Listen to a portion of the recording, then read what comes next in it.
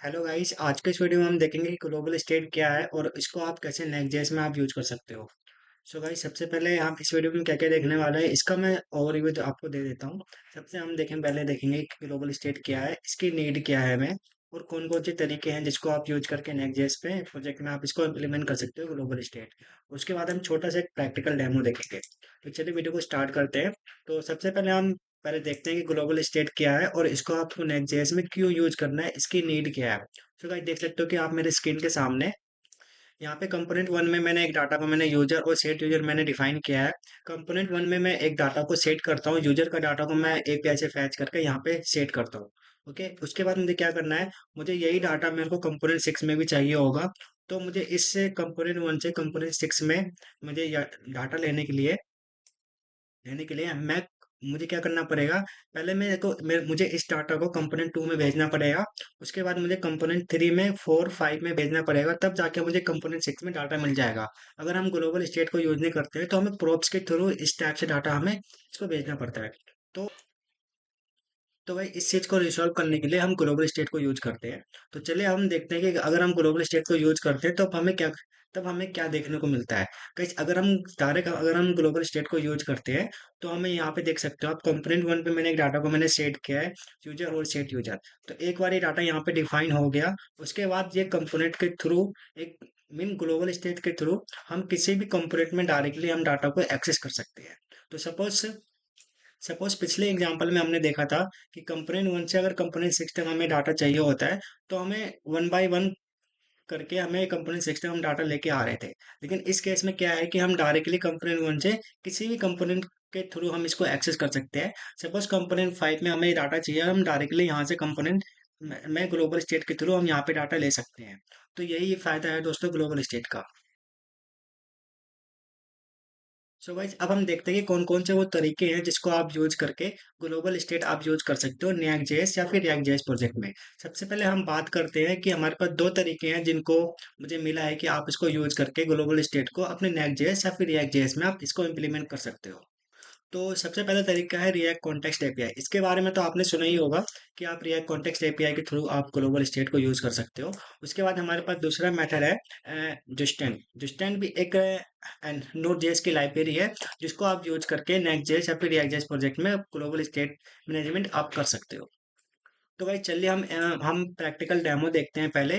React context API का हम देखेंगे, उसके बाद फिर हम डेमो देखेंगे जुस्टेन का।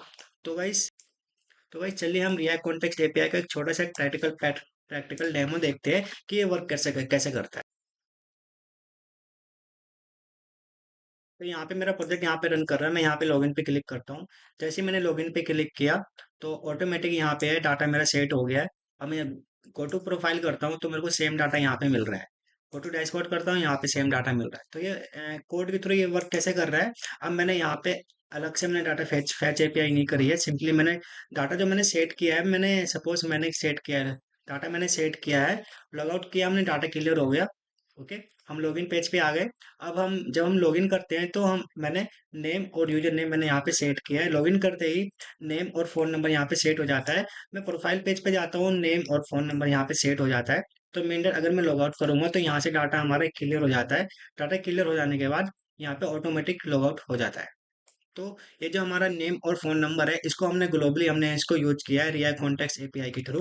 तो चलिए हम इसको आपको दिखाते हैं कैसे ये वर्क करता है। सबसे पहले एक फोल्डर हमने क्रिएट किया है, उसके अंदर हमने ग्लोबल स्टेट कॉन्टेक्स्ट हमने यहाँ पे क्रिएट किया है। यहाँ पे आप देख सकते हो मैंने यहाँ पे इसको इंपोर्ट किया है, मैंने क्रिएट कॉन्टेक्स्ट और यूज कॉन्टेक्स्ट। मैंने क्रिएट कॉन्टेक्स्ट किया है, उसके बाद मैंने और कॉन्टेक्स्ट कॉन्टेक्स्ट करके मैंने एक वेरिएबल मैंने यहाँ पे असाइन किया है। उसके बाद मैंने यहाँ पे एक ग्लोबल स्टैक कॉन्टेक्स्ट प्रोवाइडर मैंने यहाँ पे एक फंक्शन बनाया है, और यहाँ पे मैंने चिल्ड्रन प्रोप्स को पास आउट किया है। और यहाँ पे मैंने यूजर और सेट यूजर मैंने यहाँ पे चॉइस किया है जो कि मुझे मतलब पूरे कंपोनेंट में प्रोजेक्ट में नेक्स्ट जेएस प्रोजेक्ट में मुझे इसको यूज करना है। तो इसको हमें यूज करने के लिए हम फिर उसके बाद मैंने इसको यहाँ से रिटर्न किया है वैल्यू और यूजर सेट यूजर करके। ओके, उसके आप बात देख सकते हो कि यहाँ पे मैंने एक यूज ग्लोबल स्टेट का एक और फंक्शन यहाँ पे ही मैंने यूज किया है। हम इसी फंक्शन को यूज करके हम अपने पूरे प्रोजेक्ट में नेक्स्ट जेएस में हम इस डाटा को एक्सेस कर सकते हैं। ओके गाइस, तो चलिए अब हमें सबसे पहले हमें हमें क्या करना पड़ेगा। हमें ग्लोबल स्टैक कॉन्टेक्स्ट प्रोवाइडर को ग्लोबली हमें इसको सेट करना है। तो सेट आप कैसे कर सकते हो, आपको ऐप पर आना है, लेआउट पे आना है। अब सपोज मुझे ये ग्लोबल स्टैक प्रोवाइडर को मुझे पूरे प्रोजेक्ट में चाहिए, तो मैं सिंपली लेआउट पे आता हूँ और यहाँ पे मैंने ग्लोबल स्टेट कॉन्टेक्स्ट प्रोवाइडर को मैंने यहाँ से इसको इंपोर्ट कर दिया है। इंपोर्ट करने के बाद मैंने यहाँ पे चिल्ड्रन को और प्रोप्स को मैंने यहाँ पे पास आउट कर दिया है। अब क्या होगा, इसके अंदर जितने भी चिल्ड्रन होंगे उनके अंदर हम इस यूज ग्लोबल स्टेट फंक्शन को यूज करके हम यूजर और सेट यूजर कर सकते हैं। सो गाइस, अगर आपको सपोज आपको पूरे प्रोजेक्ट में नहीं चाहिए होगा, आपको सिर्फ एडमिन पेज में चाहिए होगा, तो सिंपली आप एक एडमिन नाम का फोल्डर बनाओगे, उसमें लेआउट डॉट जेएसएक्स फाइल बनाओगे, उसमें आप ये वाला यूज कर सकते हो। ग्लोबल स्टेट कॉन्टेक्स्ट प्रोवाइडर को आपको इसके अंदर इस चिल्ड्रन से रैप कर देना है। तो चलिए अब हम आपको बताते हैं कि आप इसको, अब हम यूज ग्लोबल स्टेट करके हम अपने प्रोजेक्ट में इसको सपोज यहाँ पे मैंने एक पेज डॉट जेएक्स मैंने यहाँ पे फोल्डर बनाया है। यहाँ पे जैसे ही लॉगिन बटन पे क्लिक करते हैं, तो यहाँ पे देख सकते हो, यहाँ पे मेरा लॉगिन पेज है। यहाँ पे जैसे ही हम लॉगिन बटन पे क्लिक करते हैं, क्लिक करने के बाद एक लॉगिन का फंक्शन कॉल होता है। उसके बाद यहाँ पे हम डाटा को हम सेट कर देते हैं। यहाँ पे यूज ग्लोबल सेट करते हैं, तो ये सेट यूजर कॉल होता है। सेट यूजर को हमने यूज ग्लोबल स्टेट से हमने इसको इम्पोर्ट किया है। सिंपली आप देख सकते हो यहाँ पे यूजर और सेट यूजर यहाँ पे सेट हो जाता है। जैसे यहाँ पे सेट होता है, हमने इसको डैशबोर्ड के पेज पे हमने रिडायरेक्ट कर दिया है। डाटा हमने यहाँ पे सेट सेट कर दिया है। अब हमें इस डाटा को अपने प्रोफाइल पेज पे भी चाहिए और डैशबोर्ड पेज पे भी चाहिए। ओके, तो हमने क्या किया, अब हम यहाँ पे लॉगिन पे क्लिक करते हैं। लॉगिन पे जैसे ही हम क्लिक करेंगे, हम डैशबोर्ड के पेज पे आ जाते हैं। तो यहाँ पे हमें ये डैशबोर्ड के पेज पे लेके जाता है। अब हम यहाँ पे जाते हैं। अब हमें क्या चाहिए, सेट यूजर फंक्शन की हमें नीड नहीं है। तो हमने यहाँ पे यूज ग्लोबल स्टेट को हमने यहाँ पे इंपोर्ट किया है। जैसे ही हम यूज ग्लोबल स्टेट को इंपोर्ट करते हैं, यहाँ पे हमें यूजर और सेट यूजर फंक्शन मिल जाता है। तो हमें यूजर का डाटा चाहिए जो कि हमने लॉगिन पेज पे हमने सेट किया था। तो यहाँ पे सिंपली यूजर पे हम क्लिक करते हैं। यूजर को हम यूज करते हैं और यहाँ पे नेम और फोन नंबर को हम यहाँ पे डिस्प्ले कर देते हैं, जो कि यहाँ पे डिस्प्ले होता है। सो गाइस, आप यहाँ पे ये देख सकते हो कि यहाँ पे यूजर और फोन नंबर को हमने सेट नहीं किया है। लॉगिन पेज पे जो हमने डाटा हमने सेट किया था, वही हमें डाटा हमें यहाँ पे देखने को मिल रहा है। उसके बाद हम गो टू प्रोफाइल पेज पे जाते हैं। वहाँ पे भी हमें सेम डाटा यहाँ पे देखने को मिल जाता है। यहाँ पे हम आते हैं, यहाँ पे आप देख सकते हो, यहाँ पे यूज ग्लोबल स्टेट को यूज करके हमने यूजर और सेट यूजर हमने यहाँ पे यूज किया है। तो यहाँ पे भी हमें सेम डाटा मिल जाता है। तो आप देख सकते हो, यहाँ पे हमने कोई भी इस टाइप से हम ग्लोबल स्टेट को यूज कर रहे हैं। अब हमें यहाँ पे हमने एक फंक्शन और बनाया है लॉगआउट का। अब जैसे ही हम यहाँ पे लॉगआउट पे क्लिक करेंगे, जैसे हम लॉगआउट पे क्लिक करेंगे, तो हमने क्या किया है, सेट यूजर को हमने नल कर दिया है और हमने इसको रिडायरेक्ट कर दिया लॉगिन पेज पे, जो कि हमारा होम पेज है। तो सिंपली अब मैं यहाँ पे लॉगआउट पेज पे क्लिक करता हूँ। लॉगआउट पेज पे क्लिक करते हैं, यहाँ पे देख सकते हो डाटा हमारा सारा डिलीट हो गया है, जो कि हमने सेट यूजर को कॉल किया और जो ग्लोबल सेट में जो हमारा डाटा था उसको हमने यहाँ से नल कर दिया है। डाटा हमारा नल होने के बाद 3 सेकंड बाद वो ऑटोमेटिक होम पेज पे रिडायरेक्ट कर देता है। तो यहाँ पे देख सकते हो, हम यहाँ पे लॉगिन पेज पे आ गए हैं। तो गाइस, इस टाइप से ये हमारा ग्लोबल स्टेट हमारा डाटा काम करता है। अब इसमें एक प्रॉब्लम और है। क्या प्रॉब्लम है, उस चीज के बारे में डिस्कस करते हैं। पहला प्रॉब्लम ये है कि जैसे हम इसको लॉगिन पे क्लिक करते हैं और यहाँ पे हमारा डाटा सेट तो हो गया है, लेकिन अगर आप पेज को रिफ्रेश करोगे तो ये डाटा हमारा चला जाएगा। मेन डेट, अगर आप पेज को रिफ्रेश नहीं करोगे तो ये डाटा ग्लोबल स्टेट में जो आपने स्टोर किया है वो ऑलवेज रहेगा। लेकिन अगर आप इसको रिफ्रेश कर दोगे तो डाटा आपका जो आपने जो ग्लोबल स्टेट मेमोरी में आपने जो सेट किया है वो आपका रिमूव हो जाएगा। चलिए हम इसको रिफ्रेश करते हैं। रिफ्रेश करने पे डाटा हमारे यहाँ से चला गया है। तो इस चीज को रिसॉल्व करने के लिए हम यूज करते हैं लोकल स्टोरेज। ओके, तो चलिए अब हम इसको कैसे फिक्स करते हैं। मीन अगर हम पेज को हम रिफ्रेश करते हैं तो भी हमारा डाटा ऑलवेज यहाँ पे डिस्प्ले हो, तो हम इस चीज को यूज करने के लिए हम यूज करेंगे लोकल स्टोरेज फंक्शन का। तो आपको क्या करना है, आपको सिंपली अपने कॉन्टेक्स्ट वाले में आ जाना है, जहाँ पे हमने ग्लोबल स्टेट कॉन्टेक्स्ट प्रोवाइडर को हमने यहाँ पे क्रिएट किया था। तो यहाँ पे आने के बाद यहाँ पे एक फंक्शन को हमें यहाँ पे कोड और ऐड करना पड़ेगा लोकल स्टोरेज का। तो अभी हम यहाँ क्या करते हैं, इस छोड़ थोड़ा सा कॉपी करके यहाँ पे लोकल स्टोरेज वाला यहाँ से कॉपी करके यहाँ पे हम पेस्ट कर देते हैं।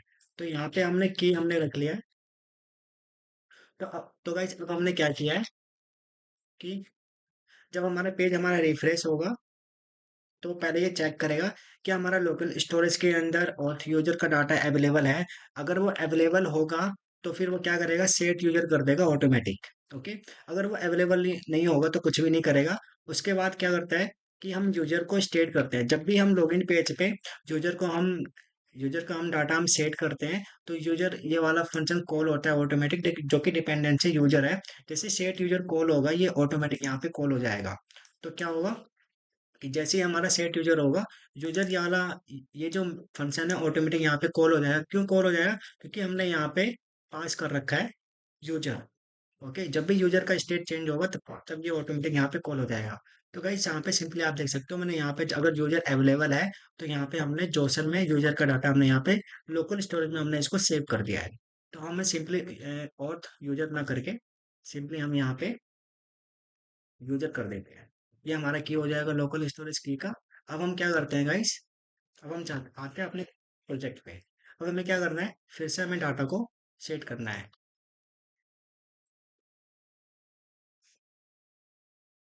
ओके। तो हम यहाँ से पहले इसको लॉग आउट करते हैं।